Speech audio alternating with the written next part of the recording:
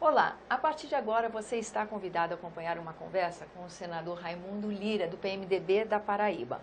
O nosso tema é a atuação parlamentar. Isso porque o senador apresentou agora há pouco em plenário 3 projetos de sua autoria. 2 que dizem respeito à evasão de divisas e 1 que diz respeito ao saneamento básico. Mas quem vai dar os detalhes para a gente é o senador Raimundo Lira. Senador, muito obrigada pela sua presença aqui no nosso programa. Vamos começar por esse projeto de lei, o PL 85 de 2016. Ele o senhor fez em coautoria junto com a senadora Ana Amélia, não é isso? Ô, Tânia, é um prazer estar aqui conversando com você. É importante falar aos telespectadores da TV Senado que a nossa função aqui como senador, nós temos um trabalho dividido em 2 atividades básicas.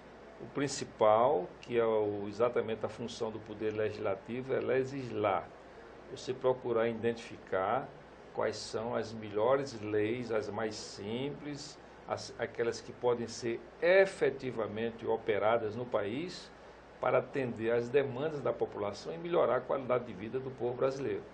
A segunda, na condição de senador da Paraíba, é conseguir aqui em Brasília o máximo de recursos para que possamos melhorar em termos de infraestrutura, de investimentos, na criação de empregos no nosso estado.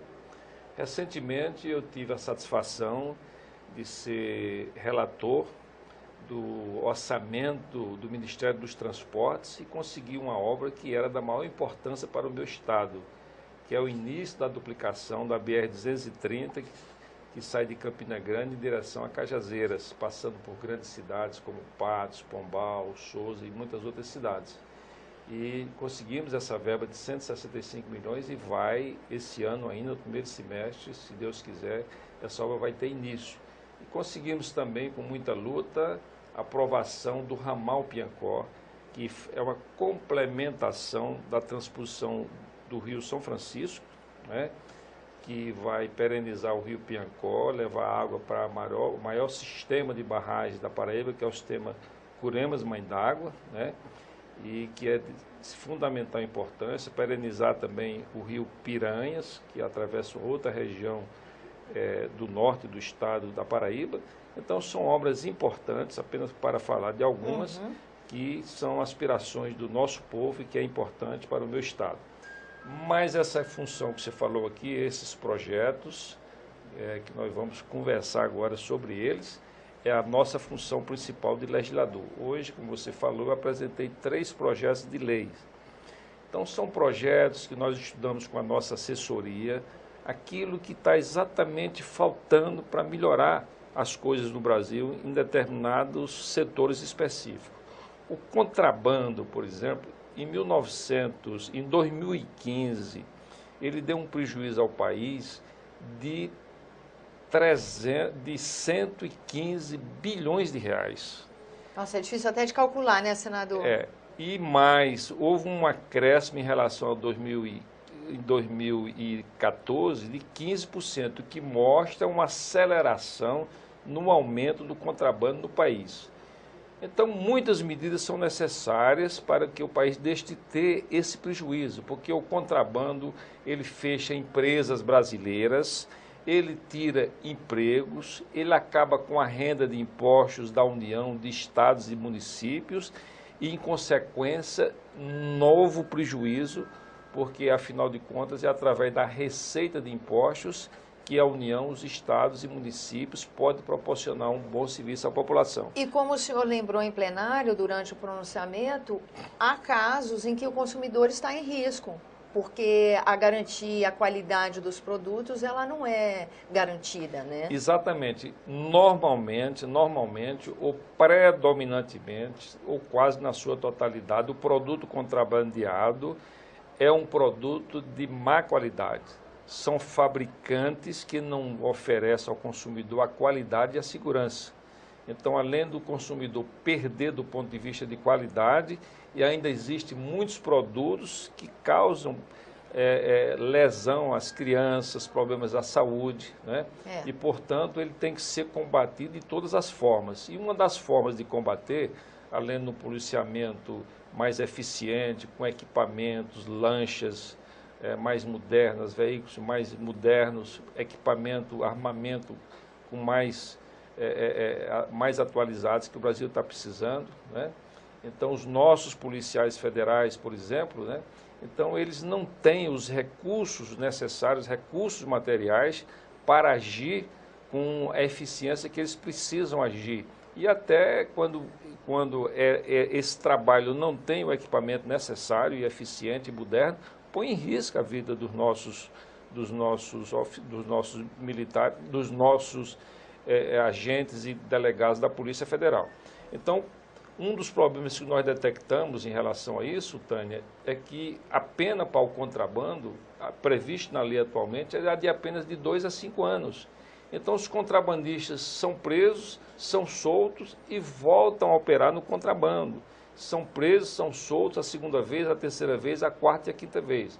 Então, a nossa intenção, e da senadora Ana Amélia, que nós apresentamos o projeto em conjunto, é equiparar o crime de contrabando ao crime do tráfico de droga, porque ele causa um prejuízo em cadeia muito grande ao país. Ou seja, vamos aumentar nesse projeto a pena ao contrabandista, de aumentar para de 5 a 15 anos, e mais, um aumento que pode ser de 1/3 a 1/6, se esse contrabando for feito através de transporte marítimo, transporte fluvial ou aéreo. Por quê? Porque quem tem barco, quem tem avião para contrabandear, é porque está respaldado por uma quadrilha que tem muito dinheiro. Não estamos falando desse contrabandinho que nós chamamos do contrabando formiga. Estamos falando dos grandes contrabandistas do país que causam um grande prejuízo à economia brasileira. Certo. E nesse sentido de se preocupar, inclusive, com evasão de divisas, tem também o outro projeto que o senhor apresentou, o 86 de 2016. E ele dá mais transparência no caso das licitações, não é isso? Você sabe o seguinte, que nós estamos tendo agora essa Operação Lava Jato, que eu já disse, inclusive, da tribuna do plenário, Tânia, que essa operação deveria ser chamada de Operação Lava Brasil. Porque o Brasil vai sair mais limpo, vai sair melhor quando terminar essa operação. Não sei se ainda vai demorar 1 ano ou 2, mas o Brasil vai sair melhor com a Operação Lava Jato. E Lava Jato, qual é a função que ele está tendo? É punir as pessoas que corromperam esse país, que desviaram os recursos públicos, que quebraram a Petrobras, que desviaram os recursos das obras de infraestrutura que são importantes para o nosso país, tanto no que se refere à qualidade como se refere ao preço. Então, essa operação vai, como eu lhe disse, deixar o Brasil melhor depois dessas punições, desestimulando novas ações nesse sentido. Mas é importante que o Brasil comece a criar um acervo de leis que também sejam inibidoras desse processo, que facilite, inclusive, a ação dos procuradores e dos juízes. Então, o que é que nós estamos pensando nesse projeto? Mais transparência nos contratos públicos das prefeituras, dos estados e da União. Porque hoje a prefeitura, o estado e a União, ele tem a obrigação apenas de publicar o contrato de forma resumida, que o contribuinte leia o resumo desse contrato e tenha uma ideia do que se trata. E nós estamos acrescentando a obrigatoriedade de que o contrato, na sua íntegra, pode ser 60, 100, 200, 300 páginas, com todos os detalhes, ele seja publicado no sítio, na internet, tá certo? De tal maneira que o cliente, que o consumidor tenha acesso direto a todas as informações. E isso não vai criar nenhum problema para o meio ambiente, porque não vai usar papel, né? Vai usar a tecnologia mais avançada, né? Em portal de transparência, Exatamente, criando um portal, utilizando o portal de transparência que já existe no setor público brasileiro, que não tem mais custo para isso. Então, é de fundamental importância que o contribuinte que queira lá ver em todos os detalhes o contrato para a construção da escola, da creche, da estrada. Então isso é fundamental e importante. Isso vem complementar o que todos nós hoje queremos no país, que é o máximo de transparência na utilização dos recursos públicos. Tá certo. E como o senhor disse, já usando uma estrutura que já tem, aumentando a possibilidade do cidadão de fazer o controle social, né? Exatamente. Agora, para fechar, senador, eu achei esse projeto, o 87 de 2016, muito interessante. Porque, poxa, saneamento básico nesse país ainda é problema, né, senador? Exatamente. E o senhor arranjou uma receita para, pelo menos, estimular que esse problema termine o mais rápido possível, né? Exatamente. Então, é uma coisa muito simples, Induz a uma né? solução. É uma coisa muito simples, Tânia. Quando uma prefeitura ou o Estado, normalmente é quem constrói, vai construir uma unidade de ensino, ou uma unidade de saúde, ou uma creche, escolher um local que preferencialmente tenha saneamento básico. Então, muitas vezes, naquela região, uma região que tem uma comunidade, não é? Ela tem somente 10 ou 20% que possui saneamento básico. Então, essa lei vai obrigar que o administrador construa aquela escola, ou aquele posto de saúde, ou aquele hospital, naquele local, exatamente naquela rua, naquele trecho que já tenha saneamento básico. E, de outra forma também, outra exigência, que quando o Estado ou o município, o administrador vai investir no saneamento básico, dá preferência àqueles locais que já têm escolas e unidades de saúde. Isso então, muda a vida coisas de todo simples, mundo, né? Simples, mas que vem para acabar com um problema antigo. E com isso também imagino, não sei se o senhor imagina, que quem está numa dessas duas áreas vai também fazer sua pressão para falar, ó, sem saneamento a gente não vai conseguir, Exatamente, não é? isso. Mobiliza quem está morando no lugar. Então, muitas vezes, o que acontece? A criança que está estudando, que mora numa comunidade mais pobre, né, ela já corre todos os riscos de doenças decorrentes da falta de saneamento, vai para uma escola que não tem saneamento. E aí o risco vai ser maior. Por quê? Porque ela em casa ela está protegida. Na escola, ela está vivendo numa comunidade.